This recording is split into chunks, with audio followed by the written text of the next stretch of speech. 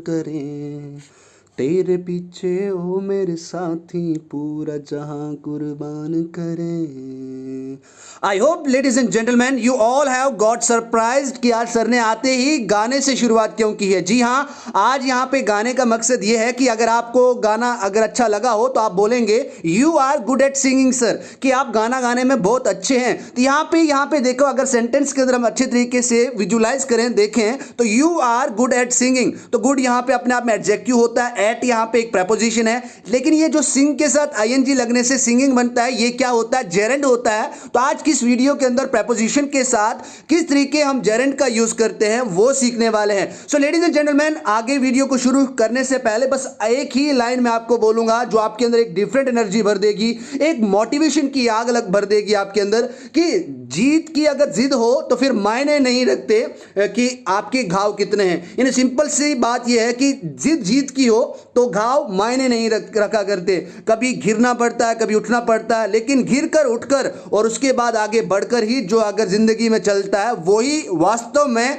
कामयाबी की शिखर पर, यानी कामयाबी के शिखर पर पहुंचता है। सो विदाउट डिले आज की वीडियो को हम शुरू करते हैं। प्रीवियस वीडियो के अंदर हमने प्रेपोजिशन के कुछ पार्ट्स देखे थे, टाइप्स देखी थी, कंपाउंड आ गया, फ्रेजल आ गया, या फिर किसी तरीके से भी मूवमेंट के बारे में आ गया, टाइम के बारे में आ गया, प्लेस के बारे में आ गया। तो इन सभी प्रेपोजिशन को हम कवर करते आ रहे हैं। तो आज की इस वीडियो के अंदर हम प्रेपोजिशन के साथ जेरेंड किस तरीके से यूज किया जाता है उसको हम पढ़ने वाले हैं। लेकिन आज की वीडियो को शुरू करने से पहले मैं आप सभी को फिर से एक बार प्रेपोजिशन क्या होता है और जेरेंड क्या होता है ये सभी आपको बताने वाला हूं, ताकि आपको अगर माइंड में अभी तक भी कंफ्यूजन है कि प्रेपोजिशन होता क्या है, किस तरीके से हम इसका यूज करते हैं, तो वो आपकी क्लियर हो जाए। यानी प्रेपोजिशन वाक्य में एक ऐसा शब्द होता है जो क्या बताते हैं, एक सामान्यता, यानी नाउन और प्रोनाउन का रिलेशन या उसकी सामान्यता को, मींस एक जैसी सिमिलरिटी को बताता है। उसके लिए हम किसका यूज करते हैं, प्रेपोजिशन का यूज करते हैं। अब देखो यहां पे एक बात यह है कि देखो प्रेपोजिशन के इन दो बातों का ज्यादा से आपको ध्यान रखना है। एक तो प्रेपोजिशन का प्रयोग नाउन या प्रोनाउन से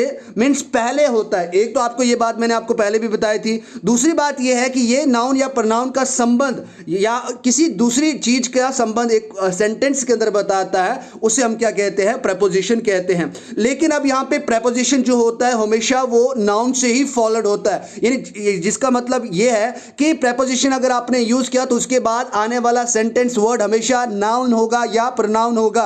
यानी इसका मतलब यह है कि जो प्रेपोजिशन होता है वो हमेशा नाउन से ही फॉलो किया जाता है, उसके बाद नाउन ही आता है। कभी भी उसके बाद प्रेपोजिशन के बाद हम वर्ब यूज नहीं कर सकते। It is never followed by a verb. इस बात का भी आप खासकर ध्यान रखें। अब देखो यहां पे नोट आ जाता है। अब नोट इसका इसलिए जरूरी हो जाता है क्योंकि आज की वीडियो इसी नोट के ऊपर जर्नली बेस्ड है। यानी preposition can not be followed by a verb. जो प्रेपोजिशन होती है वो कभी भी वर्ब यानी क्रिया से फॉलो नहीं की जाती है। अगर आप चाहते हैं और अगर हम चाहते हैं कि प्रेपोजिशन के बाद हम किसी वर्ब का यूज करें तो हमें वहां पे वर्ब के साथ क्या यूज करना होगा, आईएनजी फॉर्म यूज करना होगा। इसके साथ हमें क्या यूज करना होगा, आईएनजी फॉर्म यूज करना होगा, which is really a gerund or verb in noun form. यानी वो क्या होता है, जेरेंड होता है। क्या होता है जेरेंड, मैं फिर से बताने वाला हूं। अगर आपको जेरेंड की पूरी वीडियो चाहिए तो आप एक बार बेसिक कोर्स के अंदर जाए, प्लेलिस्ट में जाए, तो वहां से आपको वीडियो उसके रिकॉर्डिंग जेरेंड क्या होता है, किस तरीके से हम सेंटेंस बनाते हैं, उसका भी आपको सेंस और उसकी भी आपकी अंडरस्टैंडिंग अच्छी क्लियर हो जाएगी।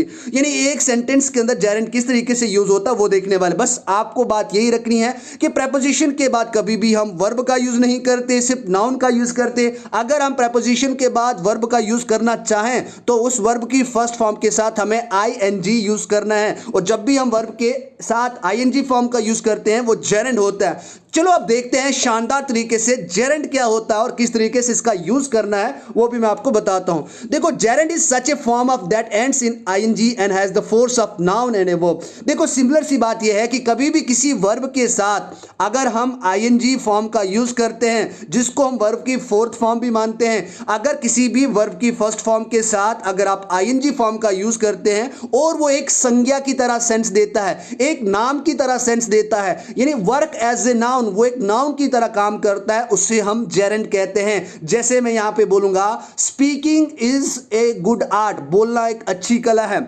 Swimming is a good exercise, तैरना एक अच्छा व्यायाम है। तो स्विम एक वर्ब थी, उसके साथ हमने आईएनजी लगा, स्विम वर्ब में से नाउन की सेंस में आ गया तैरना। तो यहां पे इस तरीके से हम क्या बनाते हैं, जेरेंड को बनाते हैं। अब जेरेंड की जगह पे एक दूसरा भी होता है टू इन्फिनिटिव। टू इन्फिनिटिव क्या होता है वो मैं अगली वीडियो या फिर कभी पर्सनली इस वीडियो के ऊपर मैं काम करूंगा, उसके बाद मैं आपको वीडियो प्रोवाइड करूंगा कि टू इन्फिनिटिव और जेरेंड के बीच में क्या डिफरेंस है। तो ये भी आप तक वीडियो जरूर पहुंचेगी। देखो यहां पे सिंपल सी बात ये याद रखनी है आपको कि जेरेंड क्या होता है, वर्ब के साथ कोई भी आईएनजी फॉर्म लगती है और वो एक नाउन की तरह काम करता है, उसे हम जेरेंड कहते हैं। और कभी कभी नहीं, ये दूसरे नाम से एक वर्बल नाउन भी जाना जाता है। वर्बल नाउन यानी जेरेंड, जेरेंड यानी वर्बल नाउन जाना जाता है। कुछ एग्जांपल लेते हैं, जैसे आप बोलोगे सर चिल्लाना बंद करो, स्टॉप शाउटिंग। शाउट का मतलब होता है चिल्लाना। देखो शाउट यहां पे वर्ब था, उसके साथ हमने आईएनजी बन गया चिल्लाना। तो चिल्लाना एक क्या आ गई, नाम आ गया, कंडीशन आ गई, स्टॉप शाउटिंग। उसके बाद my weakness is speaking slowly. Sir आप तो इतने जोर से बोलते हैं, लेकिन जो सबसे बड़ी वीकनेस मुझ में है वो आहिस्ता बोलने की है। तो my weakness is speaking slowly. उसके बाद I felt cold after swimming, यानी तैरने के बाद मुझे क्या लगी, सर्दी लगी, ठंड लगी। तो यहां पे जो शाउटिंग था, स्पीकिंग था, स्विमिंग था, ये सभी के सभी क्या थे, जेरेंड थे। आई होप डियर फ्रेंड्स एक शानदार तरीके से जेरेंड का कंसेप्ट आपका क्लियर हो गया होगा। चलो अब बात करते हैं प्रेपोजिशन के साथ किस तरीके से हम जेरेंड का यूज करते हैं। तो सबसे बड़ी जो बात है आज की इस वीडियो की समझने की, तो वो यही है। अब देखते हैं प्रेपोजिशन के साथ हम जेरेंड का यूज किस तरीके से करते हैं। देखो कुछ वर्ब्स एवं एडजेक्टिव इस प्रकार के होते हैं जिनके साथ प्रेपोजिशन के बाद हमेशा जेरेंड का प्रयोग होगा। मैंने किस तरीके से वो मैंने आपको नोट के अंदर बता दिया था कि अगर आप कभी भी, तो होता नहीं है किसी प्रेपोजिशन के बाद वर्ब का यूज, लेकिन अगर आप करना चाहें, आपकी इच्छा हो गई कि आप प्रेपोजिशन के बाद किसी वर्ब का यूज करें, तो उसके बाद आप इस तरीके से यूज कर सकते हैं। जैसे एब्सटेन, यहां पे एक वर्ड आ गया एब्सटेन फ्रॉम अफ्रेड ऑफ। तो कुछ ये आपके पास क्या है, ये कुछ आपके पास यहां पे प्रेपोजिशन प्लस जेरेंड से जो वाक्य बनते हैं, यानी फ्रॉम के बाद जेरेंड लगेगा, ऑफ के बाद जेरेंड लगेगा, एट के बाद जेरेंड लगेगा, उसके बाद अबाउट के बाद जेरेंड लगेगा। तो इस तरीके से कुछ ऐसे वाक्य हैं जो आपके लिए मैं लाया हूं, और जो मैं आज इस वीडियो के अंदर आपको ये वर्ड्स दे रहा हूं, ये आपको मैं जो प्रेपोजिशन दे रहा हूं जिनके साथ जेरेंड का यूज करें, इनको आप एक सही तरीके से याद कर दें, क्योंकि यही सारी प्रेपोजिशन के साथ जेरेंड जब लगता है तो यही इन्हीं से के साथ हम जेरेंड का यूज करते हैं। इसीलिए जो ये वीडियो देख रहे हैं, आपसे बस यही अनुरोध है, रिक्वेस्ट है, आप अपने लिए, मेरे लिए नहीं, आप इन्हीं सभी प्रेपोजिशन प्लस जेरेंड जो लिखी है मैंने, इनके बाद किसी भी जेरेंड का यूज कर सकते हैं। एब्सटेंड फ्रॉम के बाद जेरेंड का यूज कर सकते हैं। तो आप एक बार इन सभी को लिख दें और इनके ऊपर अच्छे से काम करें, बिकॉज यही इंग्लिश ग्रामर के अंदर ऐसी प्रेपोजिशन है जिनके बाद हम जेरेंड का यूज करते हैं। अब देखो कुछ यहां पे मैं आपके लिए लाया हूं, उसके बाद कुछ के वर्ड मीनिंग भी बताऊंगा और कुछ के ऊपर आज आपको काम भी करना है, क्योंकि अगर हर एक सेंटेंस या हर एक लाइन या हर एक वर्ड का मीनिंग मैं बोलने गया तो वीडियो बहुत ज्यादा लंबी हो जाएगी। तो सबसे पहले देखते हैं एब्सटेंड फ्रॉम का मतलब क्या होता है, यानी अपने को संयम में रखना या परहेज करना। एब्सटेंड फ्रॉम, मैं जैसे बोलूंगा आई एब्सटेंड फ्रॉम अल्कोहल, मैं दारू से क्या करता हूं, परहेज करता हूं या संयम रखता हूं। यानी अफ्रेड ऑफ का मतलब होता है का डर, किसी चीज का डर। I am afraid of tiger, मुझे शेर से डर लगता है या शेर का डर है। उसके बाद डिबेयर फ्रॉम, देखो डिबेयर फ्रॉम आप सभी के लिए ये नया वर्ड होगा, डिबेयर फ्रॉम। इसका मतलब होता है रोकना। इसका मतलब क्या होता है, रोकना। एग्जांपल इसके रिलेटेड मैंने लिखी है। उसके बाद है गुड एट, अच्छा होना। उसके बाद है डेजिस्ट फ्रॉम। डेजिस्ट फ्रॉम का मतलब होता है किसी चीज से परहेज करना या किसी चीज से दूर रहना, इसके लिए आप डेजिस्ट फ्रॉम का यूज कर सकते हैं। उसके बाद है डिसवेड, डिसवेड फ्रॉम। अब देखो डिसवेड फ्रॉम का मतलब किस तरीके से होता है, डिसवेड फ्रॉम का मतलब होता है मना करना, यानी किसी चीज से मना कर रहा। जैसे I dissuade you from, I dissuaded you from writing ऐसे, इस तरीके से मैंने आपको ऐसे लिखने से मना किया। उसके बाद है रिफ्रेन फ्रॉम का मतलब होता है किसी चीज से बचना चाहिए। You should refrain from alcohol, आपको शराब से बचना चाहिए। प्रिवेंट फ्रॉम का भी मतलब होता है बचना, प्रिवेंट का भी मतलब होता है रोकना या बचना। उसके बाद हिंडर फ्रॉम, हिंडर फ्रॉम का मतलब होता है किसी चीज में अड़चन डालना या किसी चीज से बाधा होना, जिसको हम क्या करते हैं, हिंडर फ्रॉम। उसके बाद प्रोहिबिटेड फ्रॉम, यानी किसी चीज को रोकना या निषेध करना, उसको हम प्रोहिबिटेड फ्रॉम करते हैं। प्रोहिबिटिंग फ्रॉम स्पीकिंग लाई। उसके बाद डिस्पेयर, देखो डिस्पेयर का मतलब होता है की निराशा, की निराशा। जैसे I am despair of telling truth, इस तरीके से सच बोलने की निराशा। कॉन्फिडेंट ऑफ का मतलब होता है भरोसा होना, किसी चीज का भरोसा। फॉन्ड ऑफ मैंने कल की वीडियो में भी बताया था, शौकीन। ग्लैड अबाउट का मतलब होता के बारे में खुशी है, जैसे I am glad about you, मुझे आपके बारे में या आपके बारे में खुशी है, अच्छी प्रसन्नता है, तो उसके लिए आप ग्लैड अबाउट का यूज करते हैं। और उसके बाद किसी भी जेरेंड का आप यूज कर सकते हैं। डिसअपॉइंटेड अबाउट यानी किसी चीज के बारे में खेद होना, निराशा होना, या इस तरीके से आप बात करें, या आप सॉरी अबाउट फॉर, इस तरीके से आप इसका यूज कर सकते हैं। अब ये कुछ प्रेपोजिशन प्लस जेरेंड है, प्रेपोजिशन है, इनके साथ आप जेरेंड का यूज करें। तो एक बार आज इन सभी को लिखने के बाद इन सभी का मीनिंग भी आप जरूर लिखें, ताकि आपको ये सारा का सारा क्लियर हो जाए। एक बार स्क्रीन को पॉज करें, वीडियो को रोकें, सभी लिखें और उसके बाद ही आगे मूव करें। अब हम देखते हैं डियर फ्रेंड्स किस तरीके से कुछ एग्जांपल्स हम अच्छे तरीके से देख सकते हैं और किस तरीके से एग्जांपल बना सकते हैं। जैसे he insisted me on speaking English, यानी उसने मेरे ऊपर क्या डाला, दबाव डाला, इंसिस्ट करा, दबाव डाला इंग्लिश बोलने के लिए। देखो ही इंसिस्ट मी ऑन यहां पे क्या है, प्रेपोजिशन है जो लोकेशन को बताता नहीं है, यानी हम किसी सरफेस के ऊपर क्या चीज है ये देखा था हमने, तो लोकेशन को बताने के लिए एट का यूज करते हैं। He insisted me on speak English.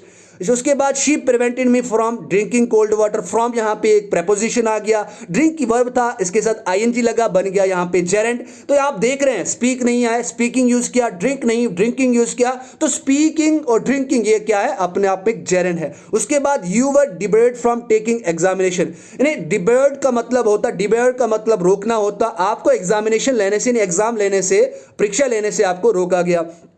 We are afraid of losing match. Suppose करो आप और राकेश से क्रिकेट मैच खेल रहे हैं और हम सभी को डर है, हम डर रहे हैं मैच हारने से, तो we are afraid of losing match. तो ऑफ यहां पे क्या है, ऑफ यहां पे एक प्रेपोजिशन है, लूज यहां पे वर्ब था लेकिन इसके साथ आईएनजी लगा, ये बन गया जेरेंड। प्रेपोजिशन प्लस जेरेंड, इस तरीके से हम इसका यूज करते हैं। मैं बोलूंगा are you interested in writing books, are you interested in writing books, क्या आप किताबें लिखने में इच्छुक हैं या दिलचस्पी है क्या आपको। I am famous for singing songs, आज शुरू में हमने गाने से इस वीडियो की थी, तो आप बोलोगे मैं बहुत मशहूर हूं, मैं बोलूंगा I am famous for singing songs, गाना गाने के लिए बहुत ही ज्यादा मैं प्रसिद्ध हूं, मशहूर हूं। उसके बाद they are good at working in the garden, वो जो garden, they are good at working in the garden, यानी वो लोग बगीचे में काम करने में बहुत ही अच्छे हैं, बहुत ही सही है, एक्यूरेट है। उसके बाद I am used to smoking, used to का मतलब होता है किसी चीज की आदत होना या हैबिट में होना, तो मैं धूम्रपान की आदत में हूं। The girl is crazy about playing tennis, जो लड़की है वो टेंस खेलने के लिए पागल है, बहुत ज्यादा दीवानी है। क्रेजी का मतलब दीवाना या पागलपन भी कह सकते हैं आप उसको। This girl is crazy about playing tennis. तो इस तरीके से आप प्रेपोजिशन के साथ जेरेंड का यूज कर सकते हैं। आई होप डियर फ्रेंड्स ये वाली वीडियो भी आपके लिए शानदार तरीके से आपको समझ आई होगी और ये वीडियो भी आपको बहुत ज्यादा बेनिफिट दिया होगा। इस वीडियो ने भी आपको, बस लास्ट पे जाते जाते एक ही बात कहूंगा, failure comes before success even in the dictionary. आप ये मत घबराओ कि मैं कितनी बार फेल होता हूं, गिरता हूं, क्योंकि डिक्शनरी के अंदर, शब्दकोश के अंदर भी जो फेलियर वर्ड है, जो फेलियर शब्द है, वो क्या आता है, पहले आता है। इसीलिए सक्सेस का टेस्ट लेने से पहले आपको एक बार फेलियर का टेस्ट लेना बहुत जरूरी होता है। सो इसीलिए it's your time, make it lemonade and prove yourself so that everybody will remember your name. So thank you very much for watching this video with a patience. Thank you very much.